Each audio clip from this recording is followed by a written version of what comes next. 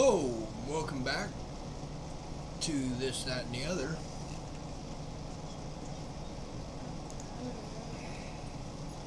This day, July the 13th, 1960, John F. Kennedy is nominated for presidency. In Los Angeles, California, Senator John F. Kennedy of Massachusetts is nominated for the presidency by the Democratic Party convention, defeating Senator Lyndon B. Johnson of Texas. The next day, Johnson was named Kennedy's running mate by a unanimous vote of the convention. 4 months later, on November 8th, Kennedy won 49.7% of the popular vote in one of the closest presidential elections in U.S. history, surpassing by a fraction the 49.6% received by Vice President Richard M. Nixon, a Republican. On January 20th, 1961, on the steps of the Capitol in Washington, D.C., John Fitzgerald Kennedy was inaugurated as the 35th President of the United States. A fourth-generation Irish American, Kennedy was also the nation's first Catholic president. During his famous inauguration address, Kennedy, the youngest candidate ever elected to the presidency, declared that the torch has been passed to a new generation of Americans, and appealed to Americans to ask not what your country can do for you, ask what you can do for your country. Kennedy, his wife Jacqueline, and the large Kennedy clan seemed fitting representatives of the youthful spirit of America during the early 1960s, and the Kennedy White House was later idealized by admirers as a modern-day Camelot. In foreign policy, Kennedy fought communism. Excuse me just a second.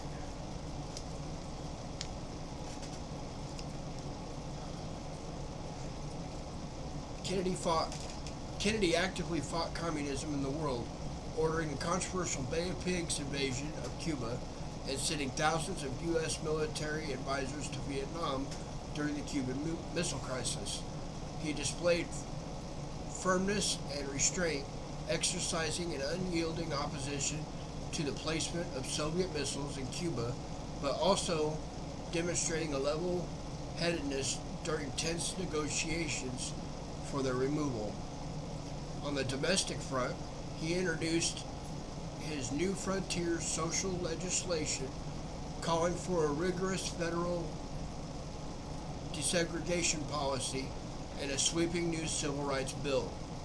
On November 22, 1963, after less than 3 years in office, Kennedy was assassinated while riding in an open car motorcade with his wife in Dallas, Texas. Also on this day in history, in 2015, Sandra Bland dies in jail after a traffic stop confrontation. 1943, the largest tank battle in history ends. In 1793, Charlotte Corday assassinates French revolutionary Jean-Paul Marat. In 1978, Henry Ford II fires Lee Iacocca. In 1985, Live Aid concert raises $127 million for famine relief in Africa. In 1969, George Wallace criticizes President Nixon's handling of the war. In 1930 is the first World Cup. In 1990, Ghost opens in theaters. In 1955, last woman hanged for murder in Great Britain. And in 1787, Congress enacts the Northeast Ordinance. Thank you for joining me today. This has been This, That, and the Other. Remember, always forward, never back. Until next time, see you later.